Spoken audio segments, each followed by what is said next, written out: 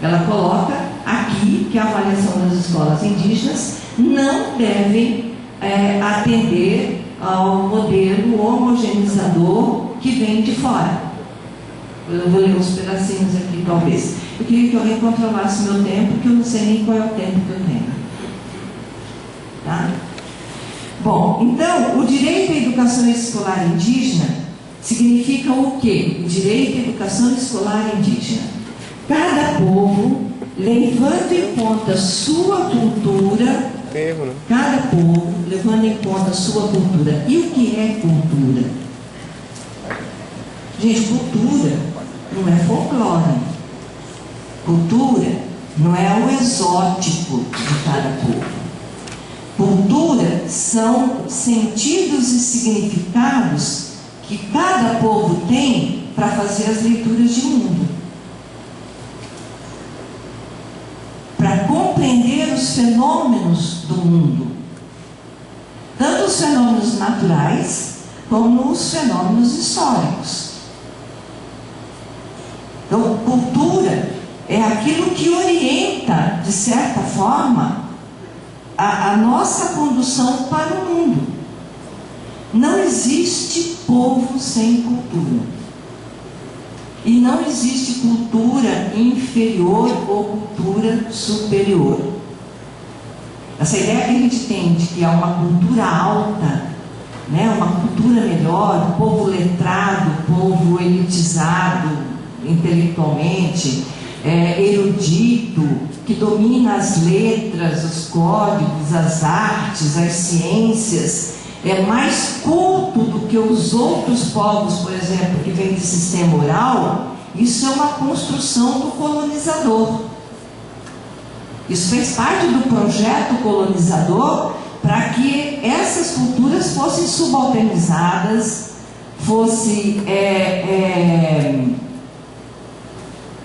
invisibilizadas, né? Fossem de alguma forma silenciadas. O processo de colonização no Brasil foi um processo de colonização, assim como nos outros países, né? Foi um processo de colonização muito violento. A gente ouve falar muito das violências físicas, do extermínio, né? Da provocação de doenças, vamos dizer assim, das matanças em massa dos índios, uma série de coisas assim. A gente ouve muito falar isso, e ouve pouco, né? Mas a violência cultural talvez tenha sido mais violenta do que a violência física. O que tem aí, vamos dizer assim, de contraponto muito interessante? O processo de resistência dos povos indígenas. Por que vocês ainda são índios depois de 515 anos depois? Né? Por que ainda existem índios na América Latina, principalmente na América Latina, depois de 515 anos depois? Porque tem um processo de resistência muito forte, processo de negociação, de hibridismo, de uma série de coisas assim, mas que garante ainda a sobrevivência e a vivência das culturas indígenas. Né, Maior? Apesar de tudo. Apesar de tudo. Então, levando em conta a sua cultura. Então, o primeiro elemento forte da escola, enquanto conteúdo e pedagogia, é a cultura desse povo. Quem sabe a cultura desse povo, a não ser o dia a dia? Quem que sabe? Não somos nós da academia. Não somos nós formados na academia. Né? Quem sabe são as memórias desse povo, as histórias desse povo, os mais velhos, né? Quem que sabe isso daí? Então é preciso voltar lá e buscar isso lá, que é um processo bastante grande que está acontecendo agora, principalmente para os pesquisadores indígenas, né? Com muito orgulho que eu digo aqui que eu tenho Maria de Lourdes, né? O César, o Maioque, o Celinho não está aí, a Cel. Cadê o Celinho? Está lá fora, né? O Celinho fica sempre lá fora, né? O Maioque, a Evelyn, né? Hoje já, pessoal do nosso programa, já é o 15º, o Gerson, 15º, entre os Terena, fora os Guarani. Fala, o Alfredo, não. O que você ia falar, Alfredo? Não, eu fiz parte desse programa. Aí, você está falando, ele está cobrando na parte dele. Que estão fazendo pesquisa não fora das comunidades, mas estão fazendo pesquisa dentro das comunidades. Então eu quero dizer para vocês que uma fonte para estudar cultura terrena hoje são as dissertações e daqui uns meses a tese de doutorado do César, que fazem pesquisa com a cultura do seu povo, né? Que hoje é documento acadêmico, documento escrito por indígenas, pesquisado por indígenas, na linguagem indígena. Maria de Lourdes ousou, né, Maria de Lourdes, escrever em terena e em português o trabalho, que é uma referência tão legítima como o que eu escrevo, né? Tão legítima como o que Marx escreveu não sei quantos anos atrás. Então, só para ter uma ideia de como essas fontes hoje precisam estar dentro das escolas, precisam estar nas secretarias como referência de ver o que é uma cultura, né, daquele povo, daquele grupo. Então, levando em conta a sua cultura e pensando em cultura nesse sentido. Não é essa cultura pequena, né? Essa cultura, vamos dizer assim, mais fantasiosa. Eu sempre falo para os meninos para ter cuidado de não usar os seus rituais mais como teatralização do que como fortalecimento de identidade. O Gerson, por exemplo, ele tem feito uma reflexão bastante interessante lá da dança do bate-palma. Em que medida a dança do bate-palma se tornou muito mais um folclore, né? Do que um fortalecimento realmente de identidade para transmitir às crianças os saberes, os significados, os sentidos, o lugar da dança nas relações de conflito, de tensões, de produção de conhecimento. Como que é isso? E assim como outros muitos, né? O Guaxiré para os Guarani, as rezas, inclusive, né? De Ovaçá para o Guarani, que às vezes acaba virando aquela coisa que nem a gente católico faz, o nome do Pai, Filho e Espírito Santo, né? Acabou.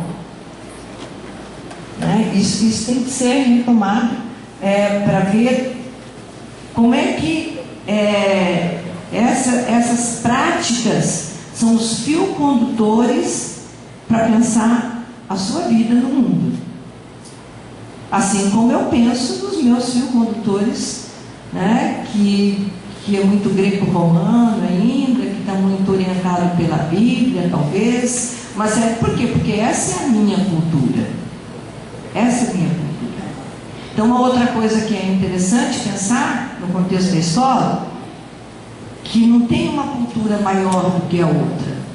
Não é abandonar a cultura europeia, que a gente precisa dela, porque é ciência, né? O mundo tem ciências avançadíssimas que a gente precisa dela. Mas é contaminar esta cultura europeia com a cultura indígena. É contaminar mesmo. Quando eu estou falando contaminar, é aquela coisa que pega, né? Que pega, que muda o outro, que entra, né, no sistema sanguíneo do outro, uma série de coisas assim. Como a cultura indígena de cada grupo, de cada povo, vai contaminar essa cultura europeia que está fixa, está cristalizada, está dizendo que a escola tem que ser só isso. Como que ela vai fazer isso? É preciso saber isso. O grande problema hoje na formação dos professores indígenas é dar consistência aos saberes indígenas. É dar consistência aos saberes indígenas. Porque não acompanho muito aqui, mas em outras regiões que a gente vê, às vezes os próprios professores indígenas não conhecem essa cultura para que ela possa se transformar em conteúdo nas escolas. Então, a cultura indígena não pode ir como, vamos dizer assim, perfumaria na escola. Tipo assim, vai ter uma aulinha não sei do que, uma aulinha não sei do que. Não. A pedagogia é essa, que a cultura indígena atravesse toda a escola. E talvez não precisa fazer barulho. É o jeito de ser, é o jeito de falar, é o jeito de traduzir o conhecimento europeu. Quando eu digo traduzir, é ressignificar. Não é aquela tradução literal do português para o inglês, não. É ressignificar. Por exemplo, o professor indígena pega o livro didático, que felizmente, infelizmente, eu sempre digo assim, não tem livro didático ruim. Que tem que ter um professor bom para manipular esse livro. Ou para dizer que ele é ruim, ou para dizer que ele é bom, ou para dizer que ele pode ser outra coisa. Mas ele em si, enquanto ferramenta, ele não é ruim. Né? Agora, o professor que não dá conta de problematizar o que está no livro didático, aí é outra coisa. Professor que não dá conta, por exemplo, de estudar capitanias hereditárias a partir da lógica da vida dos índios nas capitanias hereditárias, né? Aí é complicado, porque eles nunca vão descobrir que o Tomé de Souza escreveu uma carta para o rei, feliz da vida, porque naquele dia ele tinha matado tantos índios que, colocando um corpo atrás do outro, dava a dar 6.000 léguas no litoral. Onde é que se estuda isso em capitanias hereditárias? Não se estuda. Agora, nós que queremos que essas verdades não sejam tão absolutas, né, como está no livro didático, a gente tem que ir buscar. Vai ter uma capitania hereditária, então eu vou fazer pesquisa para saber como os índios foram tratados nas capitanias hereditárias. Né? Como que os índios foram tratados nas capitanias hereditárias? Vai ter uma aula de geografia para estudar os limites geográficos. Como é que esses limites foram estabelecidos e qual foi o papel, ou o lugar, ou a presença dos indígenas nesses limites? Aqui no Mato Grosso do Sul. Você pega aí a Guerra do Paraguai, que estabeleceu limites entre o Brasil, Paraguai, Acre, Bolívia, papapá. Onde ficaram os índios nessa história? Os terenas sabem muito bem disso. Será que todos os terenas sabem? E isso é conteúdo para a escola. Isso é pedagogia indígena. Isso é transgredir o livro didático que está posto lá. Mas eu estou transgredindo de uma forma de rebeldia? Não. Estou transgredindo porque a lei me permite. Agora eu preciso conhecer para fazer. Por isso que eu digo que o professor indígena tem que saber 2 vezes mais do que o professor não indígena. Porque ele tem que saber o do outro, né? E tem que saber o dele para fazer a problematização do outro. Então, o que é essa cultura? Como é que ela está? Seus projetos de vida e suas necessidades. Isso está na Constituição, tá, gente? Seus projetos de vida e suas necessidades. Qual é o projeto de vida indígena da aldeia que o maior que é o líder? Não, o maior que manda tudo lá, na aldeia, na escola, em todo mundo, né? Então, mas qual é o projeto de vida coletiva, gente? Porque essa é a questão.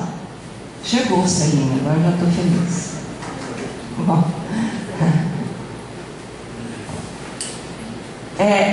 Qual é o projeto de vida coletiva? Porque a escola indígena, ela é uma escola da coletividade, da comunidade. Se alguém tem um projeto individual, diferenciado, talvez não seja esta a escola para ele. Às vezes os professores, os meninos vêm assim, muito angustiados conversar com a gente, porque tem uma família X que não quer de jeito nenhum que as crianças frequentem a escola, porque a escola só tem professor indígena, que os professores indígenas não dão conta, aquela coisa assim da colonialidade, né? Da marca do colonialismo que ficou naquela pessoa. Aí, o que a gente orienta? Bom, tem duas coisas a fazer. Primeiro é apresentar o projeto da escola para essa família. Sentar e apresentar o projeto de escola para essa família. Perguntar para ela o que é que não agrada a ela nesse projeto. Porque a escola é comunitária. Uma das características da escola indígena é que ela é comunitária. Né? O que não agrada a ele nessa escola? Ele vai colocar. Se em todo caso ele ainda continuar achando que essa não é escola para os seus filhos, ele tem todo o direito de colocar seu filho em outra escola, na cidade, ou outra escola que, né? Mas ele tem todo o direito e ele não tem que ser recriminado por isso. Esse é o direito subjetivo. As pessoas têm o direito de escolher isso. Qual é o segundo ponto? Provar para essa família que, apesar de indígena, porque isso é uma coisa dolorosa, dizer que porque indígena não é de qualidade. Provar para essa família que, apesar de indígena, ela é de qualidade. Ela dá conta de ensinar tudo que ela tem que ensinar bem. A escola tem, né, alguns princípios básicos. Por que tem escola na aldeia? Não é para ensinar a ser índio, de certa forma. Porque isso é um trabalho da pedagogia indígena, da comunidade, das famílias. Não tem escola indígena que sobreviva se as famílias não estiverem apoiando o projeto de escola diferenciada, gente. Não tem. Não adianta a escola querer recuperar ou fortalecer a cultura indígena se lá em casa isso não é projeto de vida. Isso não faz parte do projeto de vida. Né? Então, é essa a questão. Agora, o fato dela ser indígena, diferenciada, intercultural, não significa que ela não tenha que ter qualidade. Ela tem que ter qualidade. Ela tem que ensinar a ler e escrever, tem que ensinar conceitos, tem que ensinar matemática, tem. Isso é a função social da escola. Né? Para outras coisas, a comunidade não precisa de escola. Agora, ensinar a ler e escrever o quê, como, por quê e para quê. Isso a comunidade tem que decidir. Agora, decidido isso, se vire nos 30, dê conta de que isso seja de qualidade. De qualidade. Que qualquer um que vai avaliar a partir do projeto da escola, qualquer um que for avaliar, saia de lá satisfeito com a escola. Não é aplicar a provinha Brasil, que foi pensada, né, para o povo lá do planeta Marte, e que quer chegar aqui, mas é uma provinha pensada pela escola, pelo coletivo da escola, a partir do projeto político-pedagógico da escola. Né? Então, vai ensinar em língua indígena, mas então tem que dominar a língua indígena, tem que dar conta não só do processo linguístico propriamente dito, de falar indígena, mas é preciso dominar o sistema linguístico da língua indígena. tem que saber a gramática terena, não é? Tem que saber as funções analíticas, sintáticas de terena. Não pode pegar a oralidade terena e querer adequar isso à gramática do português. Guarani, por exemplo, não tem artigo. Aí a criança escreve sem artigo, mesmo no português, e é considerado errado. Por quê? Porque eu estou tendo como referência de escrita a matriz, né, linguística do português. Essa é uma complexidade que vocês estão discutindo nos saberes indígenas, né? Uma discussão que a gente está fazendo isso daí, mas você precisa ter cuidado. Então, seus projetos de vidas e suas necessidades. Quais são as necessidades daquela comunidade? Por exemplo, um movimento que está muito presente hoje nos terrenos, vou falar bem baixinho, graças a Deus, né? São as retomadas de terra, né? Qual a relação das retomadas de terra com o projeto político-pedagógico da escola? Se a escola é comunitária e a retomada de terra é comunitária também, como articular esses dois espaços enquanto processos educativos? Como fortalecer a identidade da criança sob o ponto de vista da territorialidade, que é uma categoria forte na construção, reprodução de cultura, a territorialidade? Se a criança fica lendo cartilha na escola, enquanto os outros estão lá, né, na luta de frente, uma coisa certa. Como?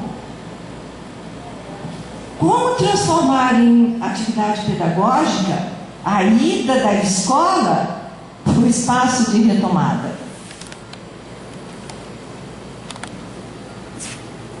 Como pôr isso no diário de classe?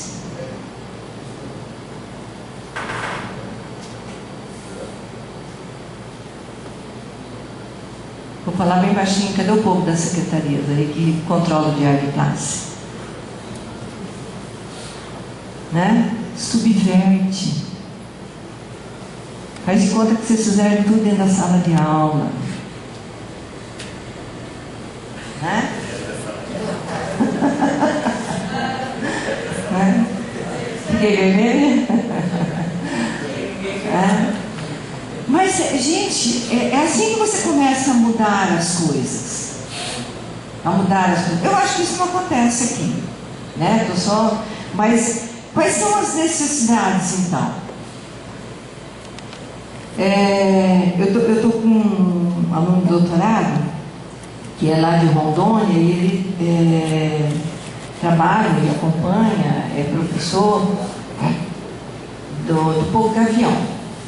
E o povo gavião tem a coleta da castanha como uma atividade não só de sobrevivência, de ter alimento ou para vender a castanha, mas como que todo o ritual da coleta da castanha é um processo educativo, é uma construção de cosmovisão. Por exemplo, que tipo de relação ele tem com o pé da castanha, como é que você tira essa castanha, como é que você corta a castanha. É todo um ritual no sentido de compreender que, para o gavião, a castanha é sagrada. É sagrada. Então, a escola vai, é num período letivo. É um período letivo isso daí. Então, o que acontece? A secretaria implicava muito, né? Então, os professores começaram a fazer planejamentos de atividades dentro do processo de coleta de castanha. Atividades pedagógicas mesmo, das crianças depois escreverem sobre isso, desenharem sobre isso, fazerem discussões, fazerem, vamos dizer assim, conteúdos né, temas geradores a partir disso, e a escola muda lá para o lugar de coleta de castanha. Veja que isso cria, de certa forma, um desconforto, né, para a secretaria, que tem toda uma história, tem toda uma cultura de controle, de supervisão, de medição das coisas, né, que acaba dando um desconforto. Mas precisa negociar. Precisa aprender a negociar isso daí. Por quê? Porque a pedagogia indígena, essa é uma coisa que eu sei. A pedagogia indígena, ela acontece muito mais fora da escola do que dentro do espaço. Assim como muitas propostas não indígenas. Paulo Freire, Celestão Frané, para quem faz outras leituras aí, para escolas não indígenas.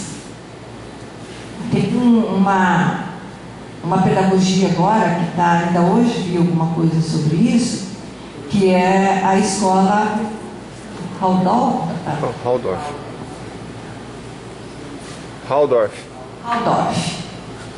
que ela rompe com todo esse modelo de escola que a gente tem aí. E tem mais. Já tem muito, em Campo Grande já tem uma escola dessa, já tem muitas dessas no Brasil, e o Conselho tem que aprovar. Por quê? Porque ela já tem, de certa forma, uma legitimidade dada por outros grandes centros. Isso é complicado, né? Você precisar que outros grandes centros digam que aquilo é bom para que aquilo possa acontecer. Então, essa coisa. Então, as suas necessidades. Quais são as necessidades? Por exemplo, a gente está trabalhando também agora com uma escola de acampamento em Guarani, Laranjeira, Nhanderu, né?